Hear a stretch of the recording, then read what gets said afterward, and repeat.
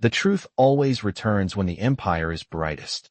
The grand ballroom of the Whitmore Foundation glowed beneath crystal chandeliers, every glass tower window behind it reflecting Manhattan's midnight skyline like a kingdom built on polished lies. At the center of the stage stood Ethan Whitmore, white tuxedo sharp against the gold lights, his voice calm and commanding as he addressed investors, senators, and media executives gathered for the company's 10th anniversary gala.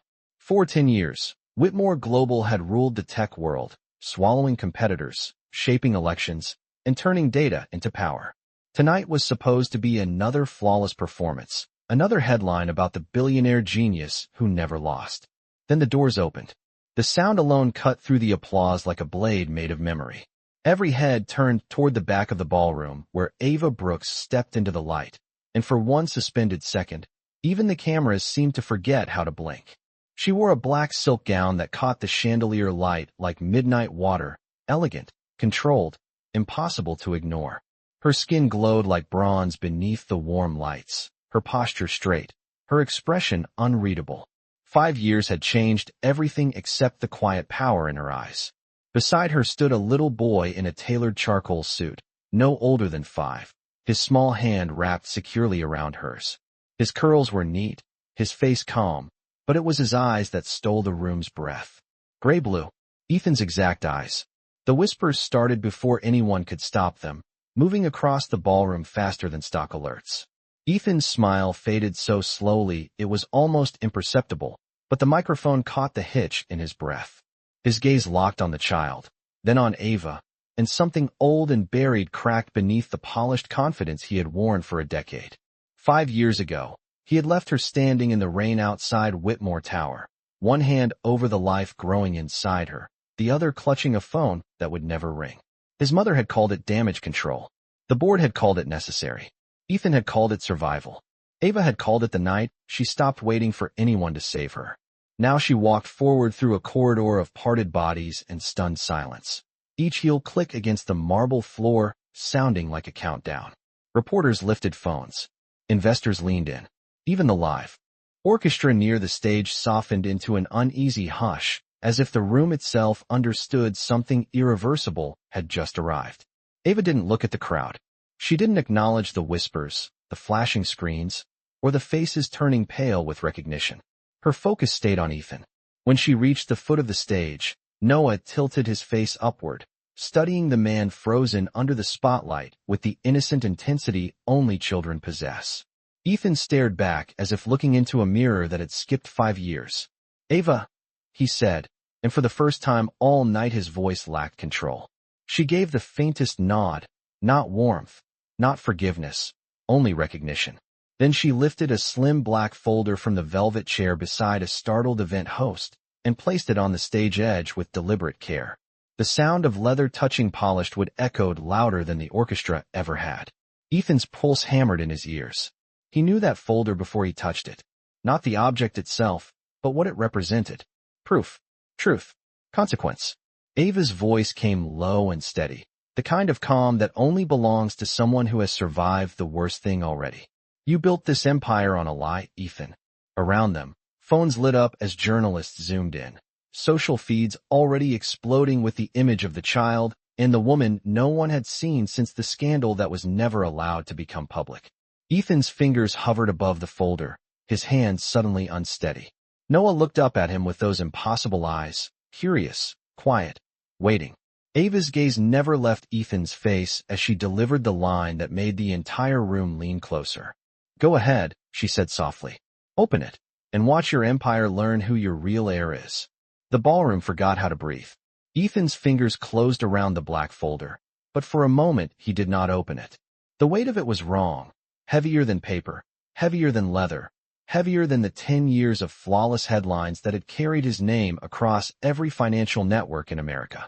Across from him, Ava stood still beneath the chandeliers, one hand resting lightly on Noah's shoulder, her silence stronger than any accusation.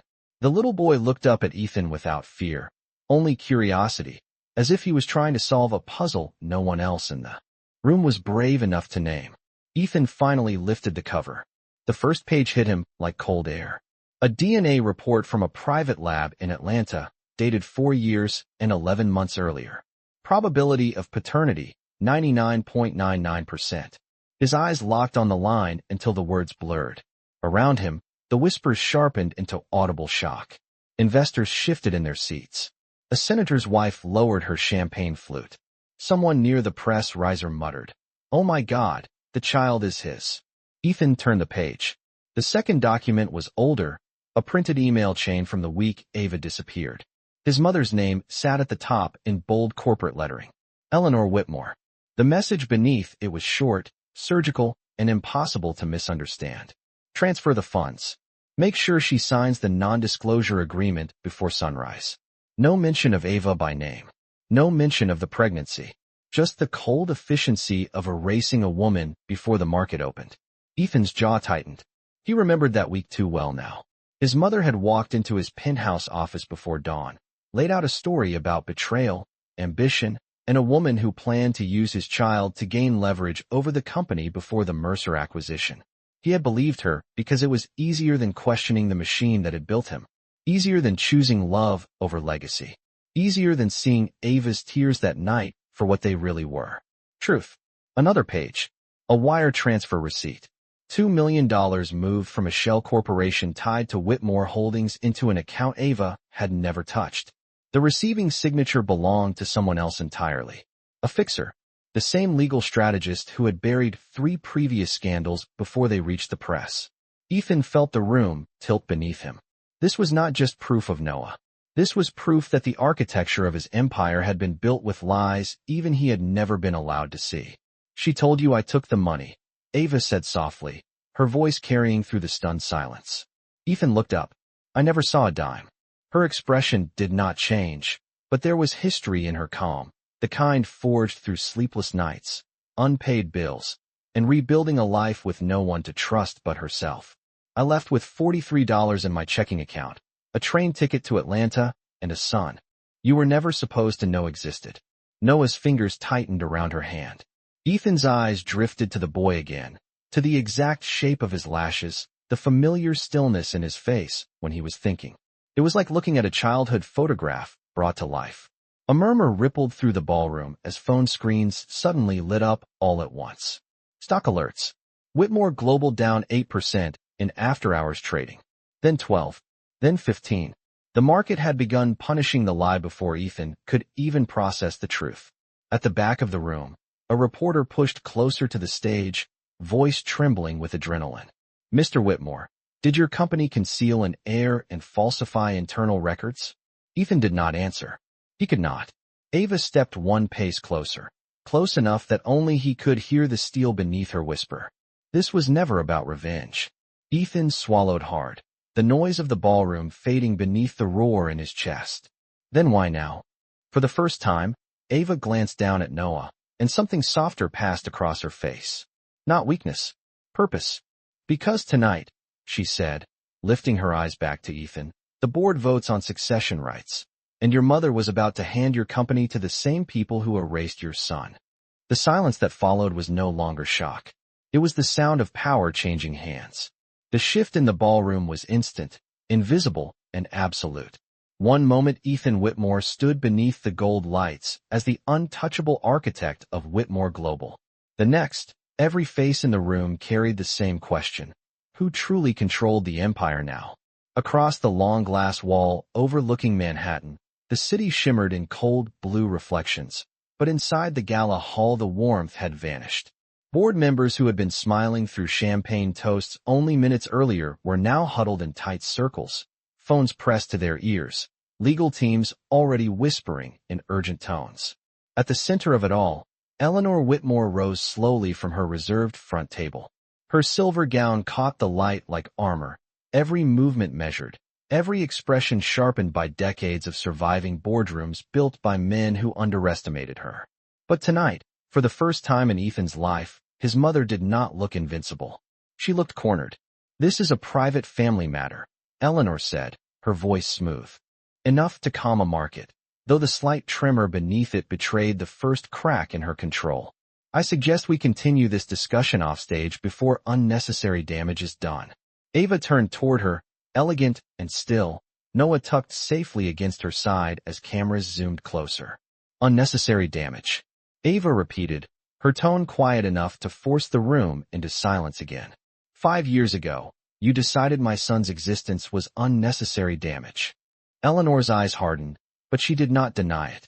That silence said more than any confession could have. Ethan stared between the two women, memories rearranging themselves with brutal clarity. The missing calls, the dead numbers, the legal letters he had been told Ava signed.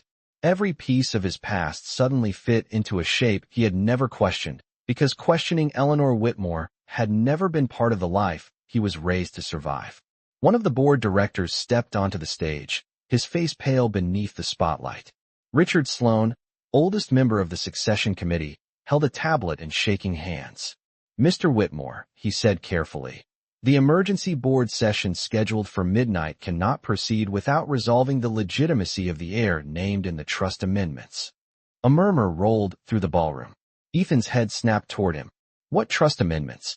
Richard hesitated, then turned the tablet so Ethan could see the document. There it was. His grandfather's original family trust, revised 22 years earlier, untouched until tonight's vote. The clause was brutally simple. Direct bloodline descendants held first succession rights over any appointed corporate proxy. Ethan looked at Noah, then back at the legal text, and the truth landed with the force of inevitability. His son was not just proof of the past. Noah was now the single most powerful stake in Whitmore Global's future. Eleanor stepped forward, voice colder now. A 5-year-old child cannot inherit operational control. Not operational control, Ava replied, lifting another sheet from the black folder. Beneficial ownership. 51%, held in trust until age 25. The room erupted. Lawyers spoke over one another. Reporters abandoned discretion entirely. Every major business network in the country was now live-streaming the unraveling of America's most admired tech dynasty. Ethan barely heard them. His eyes were fixed on Noah, who stood calmly amid the storm, small fingers wrapped around the edge of Ava's gown. The boy did not understand market shares or succession law, but his presence alone had just rewritten the balance of power inside a company worth $48 billion. Why did you never tell me? Ethan asked, and this time the question was not for Ava alone. It was for the ghost of every choice he had allowed others to make in his name. Ava held his gaze, but her answer came without cruelty. I tried. Every call was blocked. Every letter came back unopened. By the time Noah was born, your mother's lawyers had made it clear that if I came near this company, they would bury me in litigation until I could not afford diapers. Noah looked up at Ethan then, his voice small, clear, and devastating in its innocence. Are you really my dad? The ballroom went still in a way that felt deeper than silence. Ethan's throat tightened. For all the billions behind his name, no quarterly victory had ever prepared him for the weight of one child's question.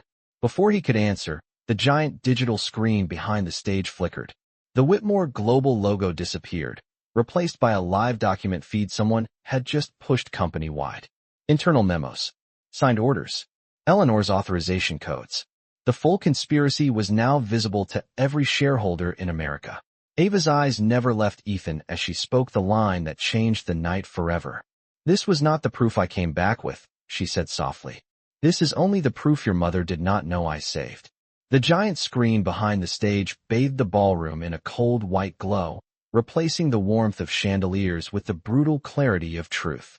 Internal memos scrolled line by line across 40 feet of glass and light, every authorization code stamped with Eleanor Whitmore's credentials, every hidden transfer and suppressed communication now exposed to board members, investors, and millions watching the live stream from their phones. The room no longer felt like a celebration. It felt like history rewriting itself in real time. Ethan stood frozen beneath the shifting light, his face half-shadowed, half-illuminated by the evidence he had never been meant to see. For the first time in his life, the empire around him felt less like power and more like a machine built to keep him blind. Noah moved a half-step closer to Ava, his small hand still clutching the fabric of her gown, but his eyes stayed on Ethan with a calm that felt far older than 5 years. Ava rested a protective hand over Noah's shoulder before lifting her gaze to the screen. 5 years ago, she said, her voice steady enough to cut through the rising noise of reporters and ringing phones. I thought losing you was the worst thing that could happen to me. Her eyes found Ethan's.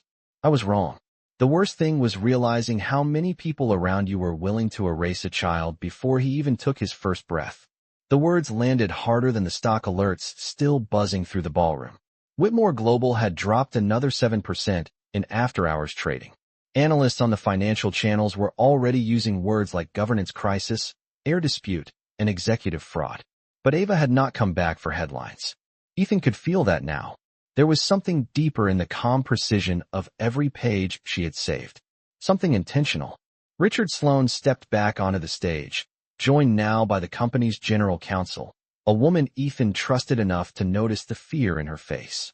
There is more, she said quietly, her eyes flicking toward Ava before settling on Ethan. The uploaded files include a dormant board resolution drafted 5 years ago, but never executed. Ethan's pulse slowed into something colder. Show me. The screen shifted again. A new document appeared. Emergency succession protocol in the event of reputational compromise. Ethan's name was there, followed by a line that hollowed the air from his lungs. Interim control to transfer to Mercer Strategic Holdings upon proof of personal scandal impacting investor confidence. Mercer, the same rival conglomerate that had tried and failed to buy Whitmore Global 3 separate times. Ethan's mind snapped backward to the week Ava vanished, to the frantic pressure around the Mercer acquisition, to the way Eleanor had insisted that personal weakness would cost them everything. It had never been about protecting the company. It had been about positioning it for a controlled surrender the moment Ethan was vulnerable enough to be removed. Ava stepped closer, her voice lowering, forcing him to hear the part no one else in the room could fully understand. Your mother did not just hide your son. She built a trap around your future. Ethan looked toward Eleanor. Her face remained composed, but the silence between them was no longer maternal. It was strategic, corporate, cold. For the first time, he saw her not as his mother, but as the architect of a machine willing to sacrifice bloodline, truth, and even him to preserve her own version of legacy. Noah tilted his head, looking up at Ethan with the kind of innocence that made every lie in the room feel uglier. Did Grandma not want me? The question broke something in the space between all three adults. Eleanor's expression finally shifted, just enough to reveal the cost of her certainty. Ava knelt slightly beside Noah, smoothing the lapel of his tiny charcoal jacket. This was never about you, baby, she said gently. It was about grown people being afraid of the truth. Ethan swallowed against the tightness in his throat. He had spent 5 years believing Ava walked away for money, ambition, or leverage. Instead, she had spent those same years protecting Noah from a boardroom war he had never even known existed. The legal counsel cleared her throat, drawing every eye back to the screen. There is one final file attached to the resolution, she said. It is a video timestamped the night Ms. Brooks left New York. A hush deeper than shock settled over the ballroom. Ethan's chest tightened. Ava rose slowly, her expression unreadable now, almost sorrowful. This, she said, her voice barely above a whisper, is the proof that destroys more than the empire. The screen went black for one suspended heartbeat before the video began to load. The ballroom stood suspended in a silence so complete that even the hum of Manhattan beyond the glass seemed to disappear. Every eye lifted to the giant screen as the black frame flickered, then resolved into grainy security footage from 5 years earlier. The timestamp glowed in the corner, 11:43 p.m., the night Ava left New York. The image showed the private underground garage beneath Whitmore Tower, washed in cold fluorescent light. Ava appeared first, 5 years younger, one hand resting protectively over the gentle curve beneath her coat, the other gripping a small, overnight bag. Her face was pale with exhaustion, but her eyes were clear, steady, refusing to break. Across the ballroom, Ethan felt his chest tighten at the sight of her. He remembered that night as anger, as betrayal, as the final collapse of trust. But the footage showed something else entirely. Eleanor stepped into frame, flanked by 2 attorneys and the same corporate fixer whose name had appeared on the wire transfer. Her silver coat was immaculate, her posture sharp with purpose. Even on muted security footage, her authority was unmistakable. Then the audio came through. Clear, undeniable. You will leave tonight, Eleanor's voice said, every word clipped with practiced control. By sunrise, the Mercer board will have the documentation they need. If Ethan knows about the baby, the acquisition fails, and everything his grandfather built dies with him. A collective gasp rippled through the ballroom. Ethan's fingers curled into his palms, not from anger, but from the sickening collapse of every false memory he had lived inside for 5 years. On screen, Ava's younger voice remained astonishingly calm. This is his child. Eleanor did not flinch. This is leverage, and leverage destroys empires. The words echoed through the gala hall like a verdict. Noah looked up at the screen, then back at Ethan, too young to understand the legal warfare hidden in adult voices, but old enough to feel the sadness changing the air. Ethan could not take his eyes off the footage. He watched as Ava reached into her bag and pulled out a folded sonogram photo, her thumb brushing the edge in a gesture so tender it nearly split him open. He deserves to know, she said in the recording. Eleanor's answer came colder than the marble floor beneath everyone's feet. He deserves a company that survives. If you love him, you will disappear before midnight. The room was no longer whispering now. It was listening. Shareholders, journalists, board members, all witnessing the private surgery performed on Ethan's life in the name of legacy. The footage shifted as one of the attorneys slid a non-disclosure packet toward Ava. She never touched it. Instead, she lifted her chin, shoulders squared despite the visible tremor in her breathing. I am not signing away my son. Ethan's breath caught. He had never heard that sentence. Never known she had fought. Never known she had chosen dignity when the entire machine was designed to erase her. On the screen, Eleanor stepped closer, lowering her voice into something almost maternal, which somehow made it crueler. Then understand this. If you stay, Mercer destroys the company. The board removes Ethan, and every headline in America turns your child into the scandal that buried his father. Ava's younger face changed then, not with surrender, but with the terrible calm of a mother making peace with the cost of protecting her child. She looked down at the sonogram, then toward the elevator doors leading out of the garage. I will leave, she said softly, but not because you won. Her hand rested over her stomach again, gentle and resolute.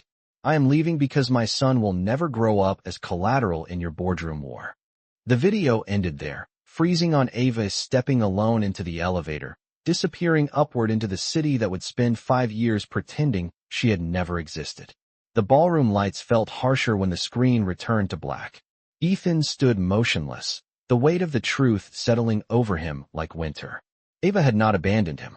She had sacrificed everything to save their child from becoming the trigger for a hostile takeover.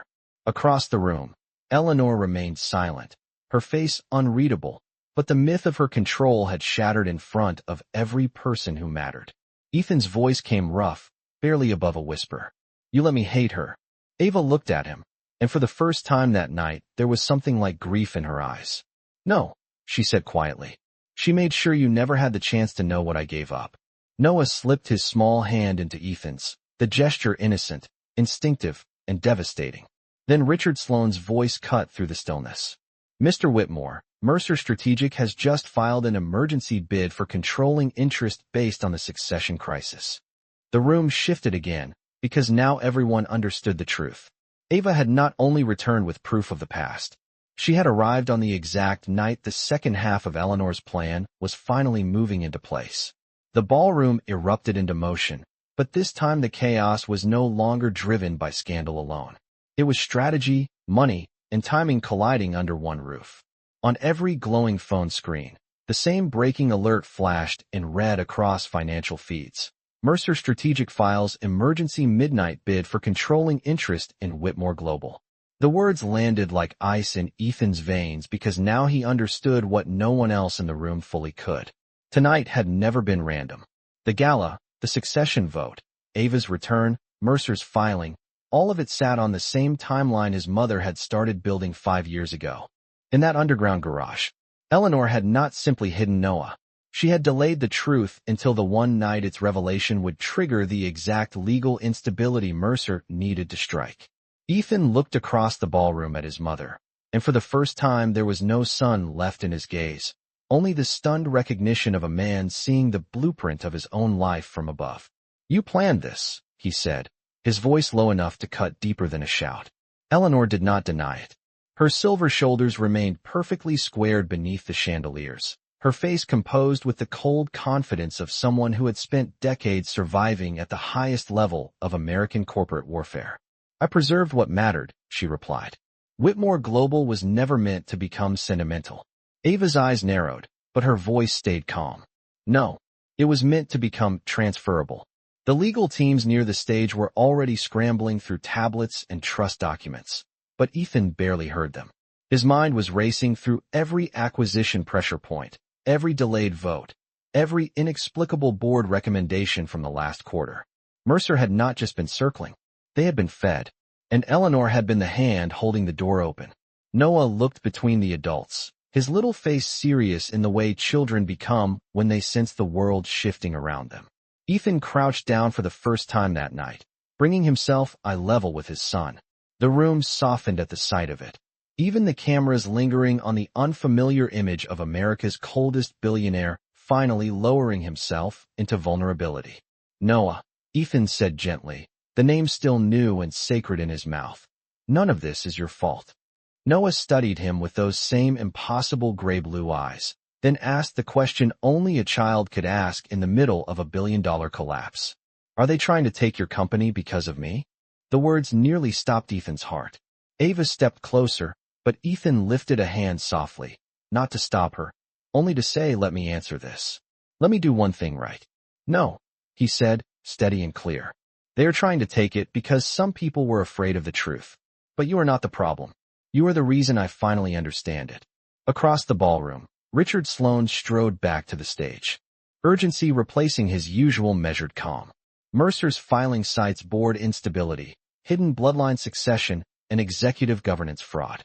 If we do not present a unified ownership defense within the next 30 minutes, the court can authorize temporary receivership by opening bell. The words hit like a countdown clock. 30 minutes.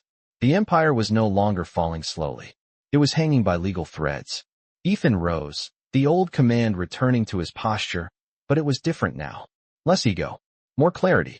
He turned to Ava, and for the first time there was no pride left between them, only the truth of what she had protected. You knew this was coming tonight. Ava held his gaze, unshaken. I knew Mercer would move the moment Noah's existence triggered the trust clause. Then why come now? Ethan asked. Because, she said, lifting another sealed envelope from the black folder. Mercer was counting on you not knowing who your real allies were. The room stilled again. Ethan took the envelope, fingers tightening as he opened it. Inside was a certified share purchase agreement, executed 18 months earlier through a cybersecurity holding company based in Atlanta. The signature at the bottom made him stop breathing. Ava Brooks. He looked up, stunned. Ava's expression remained composed, but beneath it was 5 years of rebuilding in silence. While your mother was preparing to sell your future, she said softly, I spent 5 years buying enough of the company to stop Mercer from ever owning your son's inheritance. Gasps spread across the ballroom as Richard quickly ran the numbers through the board terminal. His eyes widened. Combined with Noah's beneficial trust rights, he said, looking from Ava to Ethan in disbelief, this creates a family-controlled blocking majority. Mercer cannot seize control. The shift in the room was immediate. The fear that had belonged to Whitmore Global began moving, visibly, toward Mercer's legal observers at the back of the hall. Ethan stared at Ava, seeing not the woman he had lost, but the one who had spent 5 years becoming the shield his empire never deserved. Then Eleanor's voice broke through the silence, colder than ever. You think you have won? Ava turned toward her, Noah's hand in hers, Ethan now standing beside them. No, Ava said quietly. I think tonight is the first time your grandson's future belongs to people who actually love him. The energy in the ballroom changed from panic to reckoning.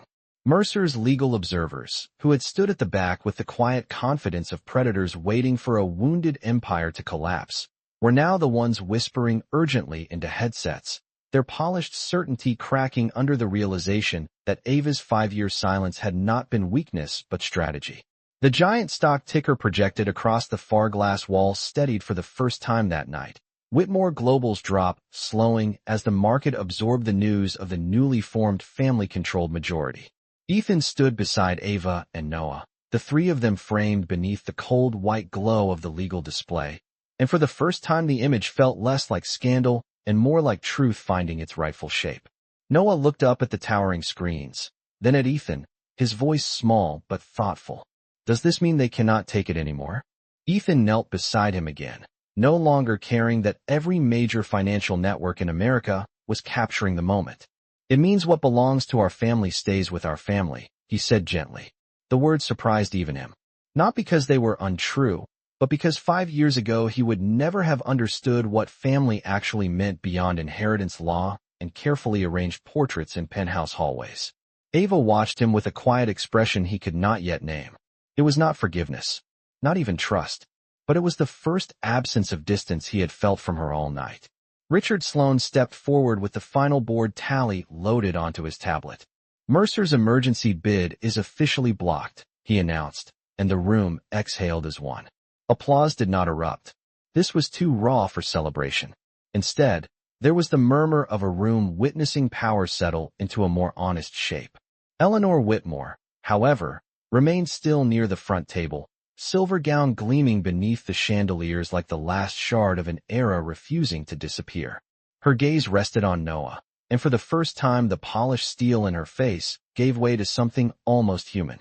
Regret, perhaps, or simply the recognition that the boy she once called leverage had become the one person powerful enough to end her influence forever. Ethan turned toward her, the years of obedience finally falling from his posture. You used my son as a trigger for a takeover. His voice was calm, but every word carried the finality of a board vote. Eleanor lifted her chin. I used timing. Mercer needed instability, and sentiment creates instability. Ava's expression sharpened, but it was Noah who quietly broke the tension. He stepped away from Ava's side and looked directly at Eleanor with the fearless curiosity only children possess. Why did you not want me before? The question silenced even the reporters. Eleanor's breath caught, the first visible fracture in a woman who had spent decades controlling outcomes. Her eyes softened as she looked down at him, and when she finally spoke, her voice lacked all the armor that had defined her. I was wrong, she said, barely above a whisper. I thought protecting the company mattered more than protecting the people it belonged to.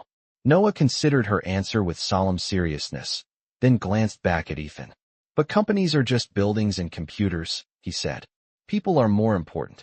The simplicity of it moved through the ballroom like a verdict more powerful than any legal filing. Ethan closed his eyes for a moment, the truth of his son's words cutting deeper than every document Ava had revealed. When he looked at Ava again, Manhattan's lights reflected in her dark eyes, steady and bright, like a future she had built without him. You spent 5 years protecting what I should have protected from the start, he said. Ava held his gaze, her voice calm. I did not come back so you would feel guilty.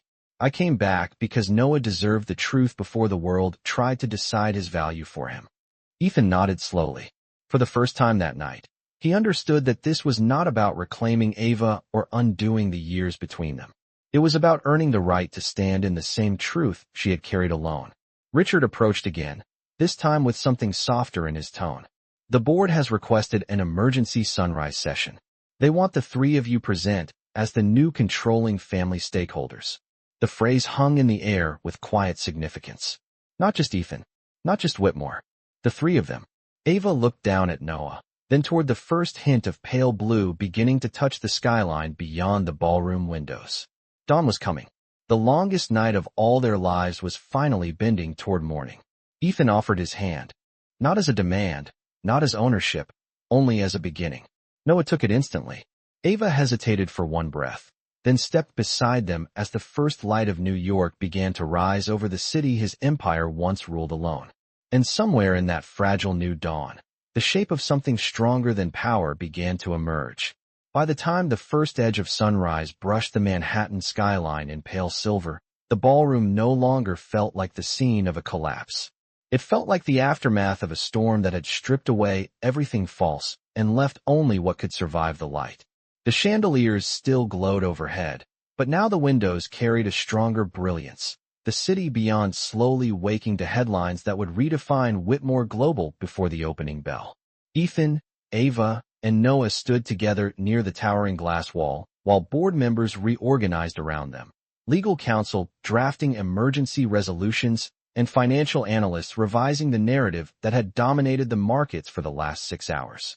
But in the quiet pocket beside the windows, the world seemed to narrow to the 3 people who mattered. Noah pressed his small hand against the glass, staring out at the river catching the dawn. "The city looks different in the morning," he said softly. Ava smiled faintly, smoothing one of his curls. "Everything does when the truth finally comes out." Ethan stood just behind them, his reflection overlapping theirs in the glass, and for the first time he saw what the skyline had been missing all these years. Not power, not dominance. Perspective. 5 years of acquisitions, speeches, awards, and carefully curated interviews had built him into a symbol, but none of it had ever given him what this single quiet moment now offered, the chance to begin again with honesty. He looked at Ava, her face softened by the rising sun, and every memory of the woman he thought he lost was replaced by the reality of the woman she had become. She had not simply survived the machine his family built. She had outgrown it. "I owe you more than an apology," Ethan said quietly. Ava turned toward him, calm as ever. "This is not about what you owe me." Her gaze shifted to Noah, then back to him. "It is about what you choose from here." The words settled into him deeper than the legal victories of the night. For years, Ethan had measured every decision by risk and reward, by market confidence and strategic timing. But this was different. This was not about preserving an empire. It was about proving he deserved to stand in the life Ava had protected. Before he could answer, Richard Sloan approached with a fresh set of board resolutions in hand. "The sunrise session is ready," he said. "The board has unanimously approved the emergency restructuring. Effective immediately, Noah Whitmore Brooks is recognized as primary beneficial heir under the original trust, with voting stewardship jointly assigned to you and Ms. Brooks until his 25th birthday." Noah looked up, blinking. "What does that mean?" Ethan crouched beside him, smiling in a way that felt unfamiliar but right. "It means one day, this company can be yours if you want it, but only if it becomes something worth having." Noah considered that carefully, then asked, "Can we make it help people instead of scaring them?" Ava's eyes flicked to Ethan, and there it was again, that small absence of distance, as if she was waiting to see whether he truly understood what mattered now. Ethan nodded without hesitation. "Yes," he said, his voice steady. "That is exactly what we are going to do." Across the ballroom, Eleanor remained near the stage, no longer commanding the room, only watching it evolve beyond her control. The dawn light softened the hard lines of her face, and for once she looked less like a strategist and more like a woman confronting the cost of mistaking legacy for love.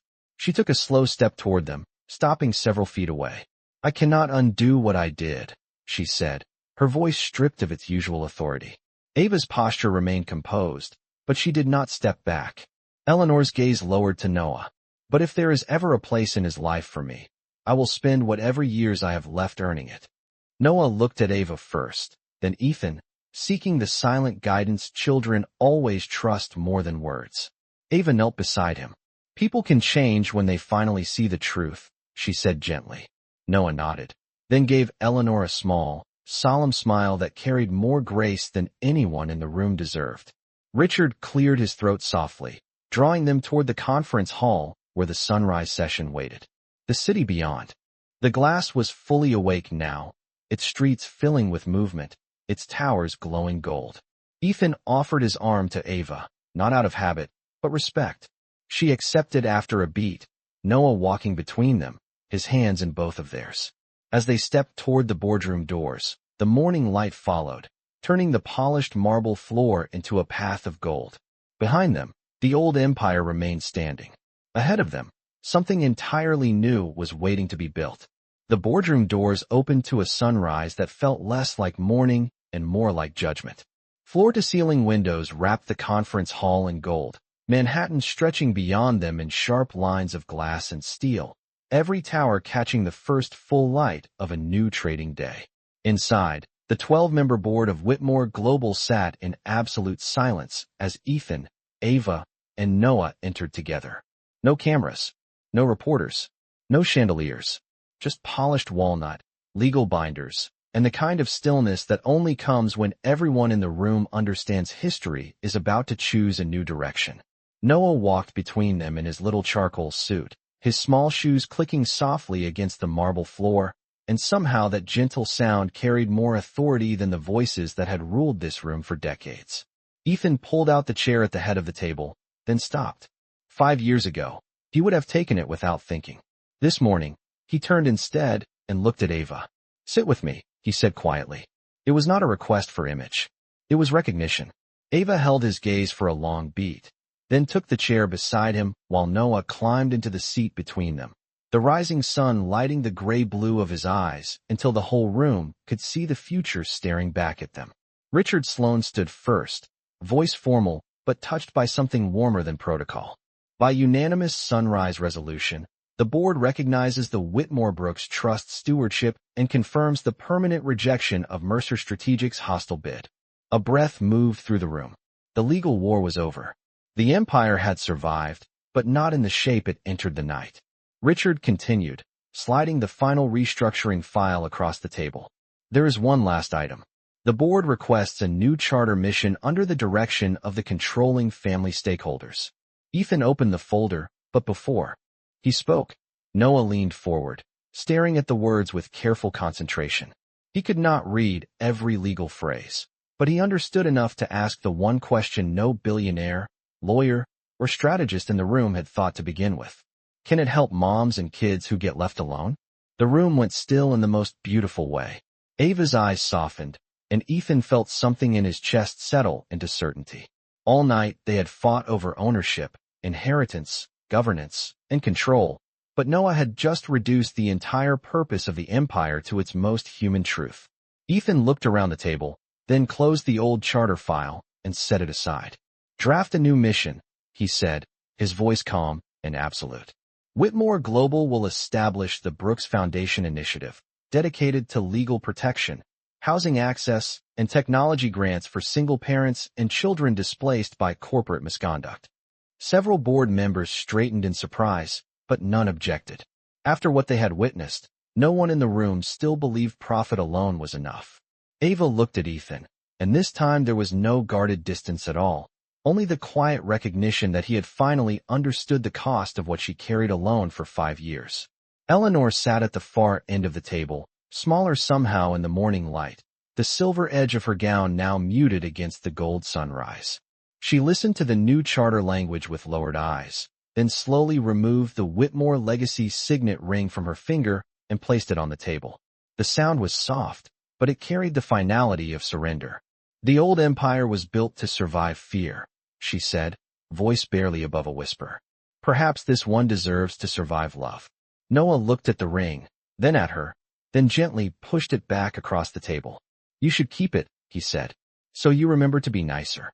A quiet ripple of laughter moved through the boardroom, not mocking, not forced, but healing. Even Eleanor's lips curved with the faintest trace of humility. The final signatures were placed beneath the new charter as sunlight flooded the room, washing away the sterile coldness the boardroom had always carried. When the meeting adjourned, Ethan rose and walked with Ava and Noah toward the glass wall overlooking the city. Below them, the opening bell echoed across financial districts and trading floors, but for the first time in Whitmore history, the sound did not feel like pressure. It felt like possibility.